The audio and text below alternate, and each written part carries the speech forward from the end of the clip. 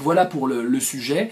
L'œuvre d'art est nécessairement belle. On a fini pour la série ES. On passe à la série S. Avec deux magnifiques sujets, hein, vraiment. À chaque fois, c'est des enchantements, les sujets de philosophie. Défendre ses droits, est-ce défendre ses intérêts? Très technique sujet.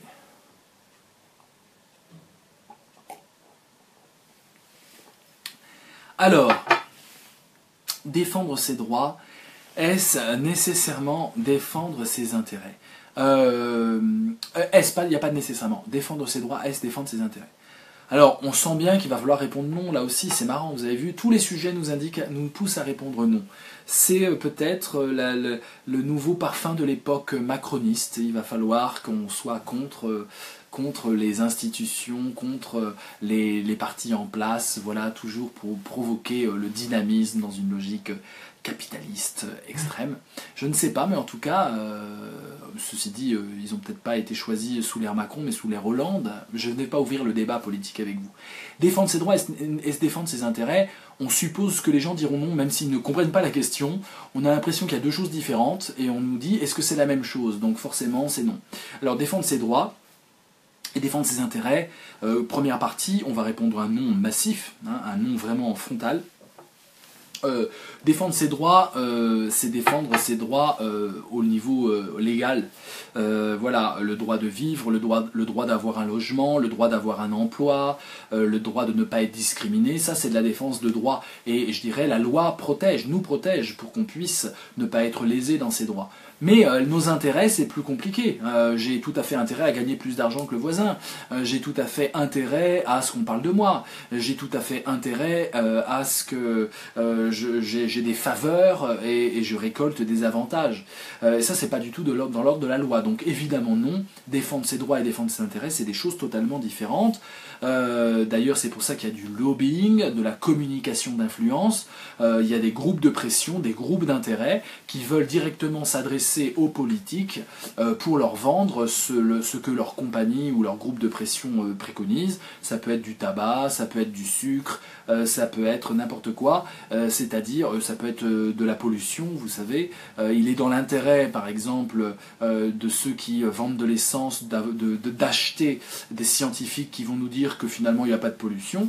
Il est dans l'intérêt de ceux qui vendent des cigarettes, 78 000 morts par an, hein, mort évitable, première cause de mort évitable en France. Ceux qui vendent des cigarettes ont tout intérêt à acheter des scientifiques et à faire pression sur ceux qui font du cinéma pour que le héros fume la cigarette à l'écran. Voilà, ça c'est défendre leurs intérêts, mais c'est pas défendre leurs droits. Évidemment, c'est pas une question de défendre leurs droits. Donc les choses sont séparées.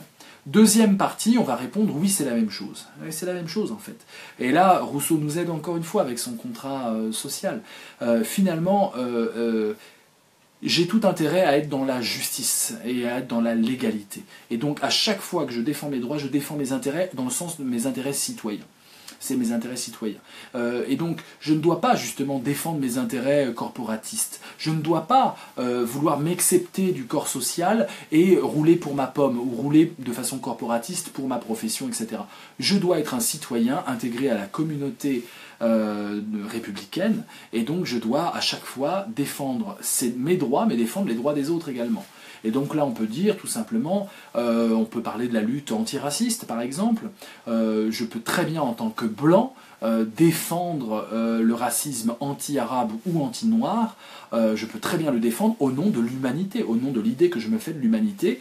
Ce qui est déplorable aujourd'hui, vous le savez bien, c'est qu'on interdit aux Blancs de se mêler de la lutte antiraciste contre la négrophobie, alors que c'est ridicule, parce que, évidemment, être contre l'injustice humaine, il n'y a pas de couleur de peau pour ça. Même si on ne vit pas, on n'est pas victime soi-même d'insultes racistes, on a des amis qui le sont, on a même des enfants qui le sont si on a des enfants métis, et on a tout à fait des citoyens français qui le sont. Et donc, à partir du moment où un citoyen français est traité de sale noir, ou de sale arabe, ou de sale juif, je dois m'en mêler en tant que citoyen, quelle que soit ma profession. Et donc il faut sortir d'un communautarisme des revendications minoritaires pour aller vraiment dans l'idée justement que je défends les droits des autres, mes droits à travers des luttes qui ne sont pas dans mes intérêts immédiats. En fait, ça peut être aussi dans mes intérêts, mais on va forcer cette voie-là. Pareil pour le sexisme, la lutte antisexiste, le féminisme. le féminisme, les hommes peuvent être féministes. Je suis un homme féministe, il y en a d'autres. On peut très bien militer pour que les droits des femmes soient totalement respectés. C'est pas forcément dans mon intérêt. Bon, oui, peut-être d'un point de vue très général, mais encore une fois, j'évacue ça. Dans mon intérêt, je dirais, c'est justement d'être sexiste et d'être antiféministe. C'est-à-dire que de me dire, parce que je suis un homme, mon intérêt, c'est d'éliminer la moitié de l'humanité dans tout ce qui est compétition. Quand je fais une télévision, j'ai tout à fait intérêt à ce qu'il n'y ait que des mecs, c'est ce qui arrive, puisque à France Télévisions, il n'y a que 16% d'expertes, voilà, contre 84% de mecs. Dès qu'il s'agit de parler de choses sérieuses, les mecs sont là. Le cinéma, je vous raconte même pas, les rôles féminins, c'est 20% des rôles intéressants, le reste, c'est 80% des rôles d'hommes. Et puis, l'art contemporain, l'art exposé, c'est 92% des œuvres d'art sont des œuvres signées par des hommes. Donc, si je suis un homme qui défend ses intérêts, il a tout à fait intérêt à être sexiste et à être zémourien et à dire « Oh, les femmes, elles sont terribles, elles veulent tout, mon Dieu, mon Dieu ». Bon. Mais évidemment, je suis pas du tout comme ça. Le but, c'est, encore une fois, l'égalité, et donc je défends les droits, et même si c'est pas dans mes intérêts. Voilà, on peut radicaliser sur les combats minoritaires. Troisième partie, à votre avis, de quoi on va parler en troisième partie? Vous le savez très bien, de la philosophie, parce qu'il faut sucer les doigts de pied du correcteur pour avoir la meilleure note. C'est ça la méthode Weyout, c'est arnaquer le correcteur, rentrer dans sa tête pour être le premier du paquet de copies. Méthode Weyout qui a fait ses preuves et qui fera à mon avis ses preuves cette année. J'attends les retours et les résultats des bacheliers qui ont utilisé ma méthode, et en tout cas ça leur a donné confiance parce qu'ils sont allés au baccalauréat en disant je vais défoncer le prof, voilà, et c'est toujours plus excitant que de dire mon Dieu je suis illégitime, mon Dieu la philosophie c'est dur. Y aller avec la patate et la certitude confiante de pouvoir avoir une très bonne note au bac, ça donne vraiment la pêche. Voilà. Donc on va répondre non, défendre ses droits ce n'est pas défendre ses intérêts. Et on va essayer de montrer qu'en fait, tout dépend de la réflexion, tout simplement, de la pensée. On va séparer les deux, et parfois, il va falloir ne pas défendre ses droits, et même lutter contre les droits qu'une loi injuste nous a donnés. Prenons par exemple le cas de la discrimination dans l'apartheid en Afrique du Sud, ou même de la Deuxième Guerre mondiale, des lois vichistes par exemple. Mon droit c'était de passer devant les Juifs, mon droit c'était de pouvoir humilier des Noirs, et ben en fait je dois lutter contre ce droit-là. Pour un intérêt supérieur qui est l'intérêt de la philosophie et de l'humanisme tout simplement. Merci les amis de partager, je vois que vous partagez, merci.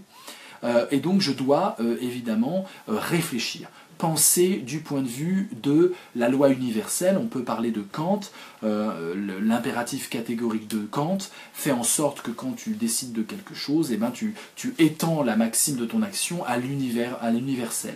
Est-ce que ce que tu fais est valable pour tous les hommes? Et là tu seras vraiment dans quelque chose de l'ordre de la morale.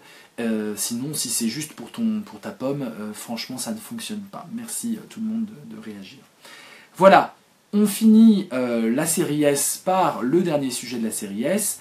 Peut-on se libérer de sa culture? Un sujet qui pour moi est le plus beau qui a été donné cette année sur les 8 sujets. Voilà, pour moi c'est vraiment le plus beau. Peut-on se libérer de sa culture? C'est le sujet d'actualité, c'est le sujet qui est d'une puissance extraordinaire, rien que la formulation du sujet fait bouger des choses dans la tête. Vous voyez, je suis sûr que des jeunes qui ont ce sujet et qui savent qu'il existe ont réfléchi. Et c'est un sujet qui va vraiment extrêmement ancré dans les polémiques actuelles sur le communautarisme, sur l'enfermement de l'identité dans une culture donnée qu'il ne faut surtout pas remettre en question. Donc grand 1, peut-on se libérer de sa culture? Alors moi je pense qu'on dira oui, c'est peut-être le seul sujet où on peut dire oui. Même au micro-trottoir, les gens diront oui, parce qu'on sait bien que la culture peut être enfermante, et que c'est pas parce que j'ai une culture, c'est-à-dire en fait que j'ai des parents qui m'ont endoctriné dans une religion ou une société qui m'a endoctriné dans une culture donnée, que je dois me revendiquer de cette culture. Aujourd'hui on est dans la mondialisation, aujourd'hui on peut vraiment composer sa religion, composer ses valeurs, composer sa façon de voir le monde en utilisant toutes les cultures qui sont à portée de notre vie. Voilà, et donc on sent bien qu'il faut répondre oui. Peut-on se libérer de sa culture? Le oui dans le grand 1, qui va être un peu radical, c'est qu'on doit se libérer de sa culture. il faudrait considérer la culture comme un enfermement, comme un piège, qui nous donne bien sûr des belles choses, l'accès à des valeurs, à une boussole morale, l'accès à une vision du monde, mais garder une seule vision du monde, c'est s'enfermer dedans. Et donc il faut impérativement voyager dans les cultures, aller vers la différence, aller vers l'altérité, de façon à remettre en question cette culture. Je pense aux lettres persanes, voilà, je pense, il y a des ouvrages comme ça, Montesquieu, vous pouvez interroger tous ceux qui ont plaidé pour une ouverture d'esprit. Rousseau aussi en parle, bien sûr, là, on a beaucoup de philosophes, ou même là, la littérature peut vraiment aider, hein. Je pense à Victor Ségalen, je pense à, voilà, à des poètes, des philosophes qui ont pensé l'idée que, Édouard Glissant, ont pensé que l'idée que c'est de justement sortir de sa culture qui peut être un piège, et de voyager à travers les cultures pour composer sa vision du monde. Le grand 2, il va falloir répondre non. Non, il est impossible de se libérer de sa culture. Elle est là comme un atavisme, comme quelque chose qui est de l'ordre d'un conditionnement premier, ne serait-ce que par l'utilisation du langage. Parler dans une langue, c'est penser à travers cette langue. Et donc forcément, à moins d'apprendre plusieurs langues, c'est quand même très dur de sortir de sa culture. Je peux devenir biculturel. Je peux vivre longtemps dans un autre pays, partager la vie avec quelqu'un qui est étranger, mais il n'empêche que ma culture, celle qui a fait mon enfance, qui a fait mes premiers repères, ne pourra jamais, jamais, jamais s'enlever.